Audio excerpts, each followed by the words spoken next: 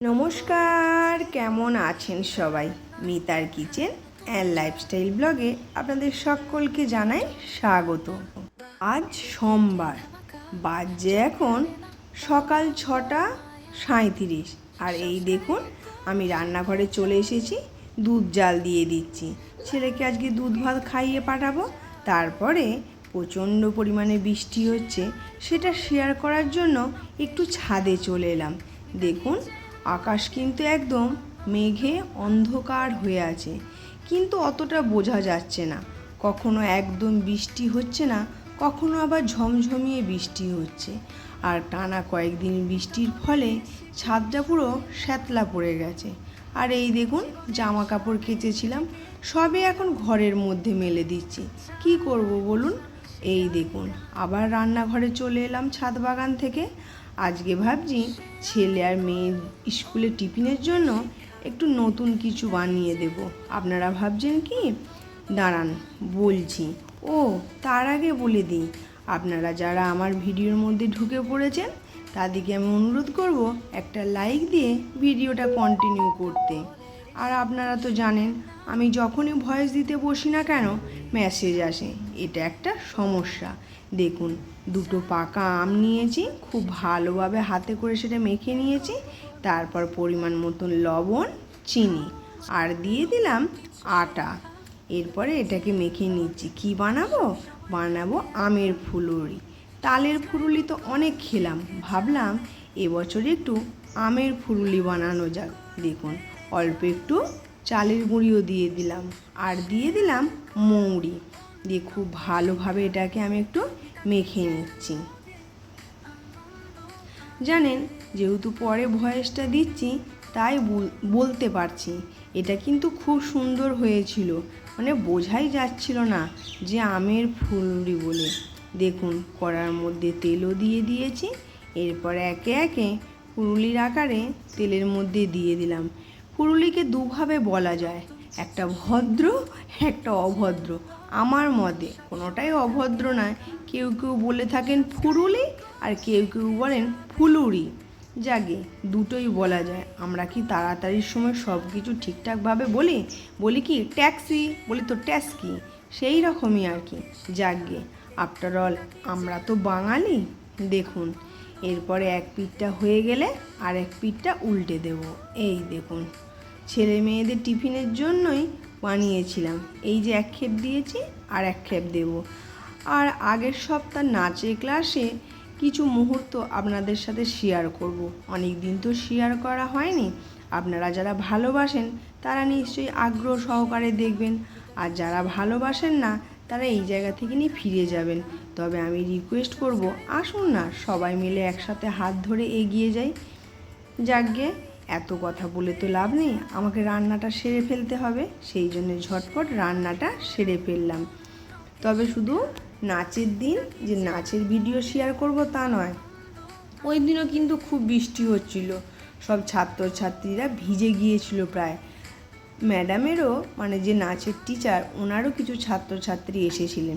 তাই ভাবলাম গরম গরম চা আর পাঁপড় ভাজা হয়ে যায়, সেটা শেয়ার করব।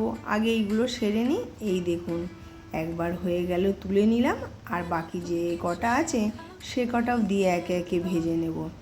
ছেলেকে টিফিনে দিয়েছিলাম, ছেলে টিফিন বক্সটা ঠিক করে আঁটেনি, ওকে আঁটতে বলেছিলাম, ব্যাস ব্যাগের মধ্যে কয়েকটা পড়েছিল। ও ভেবেছে মা বোধহয় অল্প কয়েকটাই দিয়েছে। তারপরে আমি যখন টিফিন বক্স বের করতে গেছি, দেখি ব্যাগের মধ্যে পড়ে রয়েছে। আমি বললাম, বাবা এগুলো? বলছে, ও আমার টিফিন বক্সটা আঁটা হয়নি। এই হচ্ছে আজকালকার দিনের ছেলে পুলে, যেটা না করে দেব সেটা না হবে। এই দেখুন, আর একবার দিয়ে দিলাম। বেশি বানাইনি, দুটো আমের অল্প করে বানিয়েছি তো। দিদিরা, আপনাদের ওখানেও কি এই রকম মুষলধারে কন্টিনিউ বৃষ্টি হচ্ছে? বলুন, এক নাগাড়ে এত বৃষ্টি হলে ভালো লাগে? টানা 3-4 দিন আবার একটু রোদ্দুর দেবে, আবার একটু বৃষ্টি, ঠিক আছে। সব থেকে কষ্ট কী হয় জানেন? ছেলেপুলেরা স্কুলে যেতে পারে না, ভিজে যায়। যতই রেনকোট পরুক না কেন, রেনকোট পরে যাওয়াটাও একটা অস্বস্তিকর ব্যাপার, কি তাই না? আর আপনারা যে যেখান থেকে নিয়ে আমার ভিডিও দেখুন না কেন, যদি কোনো অংশ ভালো লাগে আমাকে কমেন্ট করে অবশ্যই জানাবেন।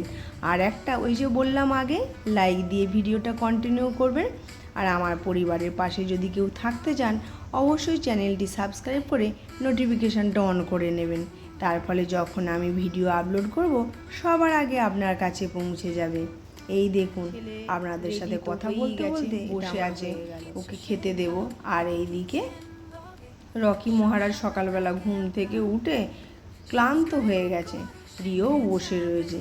আর দেখুন এখন ওয়েদারটা একটু ঠিক আছে, বৃষ্টিটা হচ্ছে না কিন্তু মেঘলা আছে। আর এই যে এখানে জ্যাক মহারাজ আপন মনে বসে আছে। সবাই যে যার মতন থাকে, কেউ কাউকে বিরক্ত করে না, না না বিরক্ত করে। চলুন এরপরে যাই নাচের। আপনারা বুঝতে পারছেন, গানটা তো দেবো না, কপিরাইট হয়ে যাবে। আপনারা আমাকে জানাবেন তো যে এটা কোন গানের নাচ। এই দেখুন, আমি কি বলে দেবো? না না, আমি দেখি আমার কোন দিদিরা এই পর্যন্ত আছেন আর নাচটা যে নাচছে কোন গানের সাথে। তবে ওই যে বললাম ম্যামেরও কটা ছাত্র করেছে। এটা আমি বলেই দিই, ঝিঙে ফুলের একটা নাচ আছে না গানে, সেই গানটাতে এরা নাচছে। সামনেই তো আগস্ট মাসে প্রোগ্রাম আছে, তাই দেখুন নাচ হচ্ছে। আর আমি চলে গেলাম রান্নাঘরে, গরম গরম পাঁপড় ভাজতে লেগে পড়েছি সবার জন্য। আর চায়ের জলটা ফুটিয়ে রেখেছি একটু আদা আর তেজপাতা দিয়ে। পাঁপড়টা ভাজা হয়ে গেলেই ওটাও নিয়ে নেব। আর এই যে দেখুন ম্যামের যে ছাত্রীগুলো এসেছে প্র্যাকটিসের জন্য, যেহেতু প্রোগ্রাম আছে, তারাও একটু নাচছে। তো বন্ধুরা এই পর্যন্ত যারা যারা থাকলেন, কীরকম লাগলো ভিডিওটা? যদি ভালো লেগে থাকে আবার একবার বিরক্ত করছি, কমেন্ট করে কিন্তু অবশ্যই জানাবেন আর একটা লাইক দিয়ে দেবেন। চেষ্টা করবেন একটু ফুল ওয়াচ করা, মিনিমাম একটা ফুল ওয়াচ দেবেন। না হলে কি বলুন, এতজন দেখে কিন্তু ভিউ ডিরেকশন কত দেখায় জানেন? 1 মিনিট, 2 মিনিট, 3 মিনিট। এটা কি ভালো লাগে বলুন? 5 জন হয়তো ফুল ওয়াচ করছেন, 10 জন করছেন না, তাহলে ওই 5 জনেরটা কিন্তু দেখাবে না, সবটা নেমে যাবে। তাই রিকোয়েস্ট করব, আমারটা না সকলেরটা ফুল ওয়াচ করুন না, অন্যের জন্য না, নিজেদের স্বার্থে, যাতে আমার ভিডিওটাও কেউ অন্য ফুল ওয়াচ করে দেয়। তো চলুন আজকের মতন টাটা।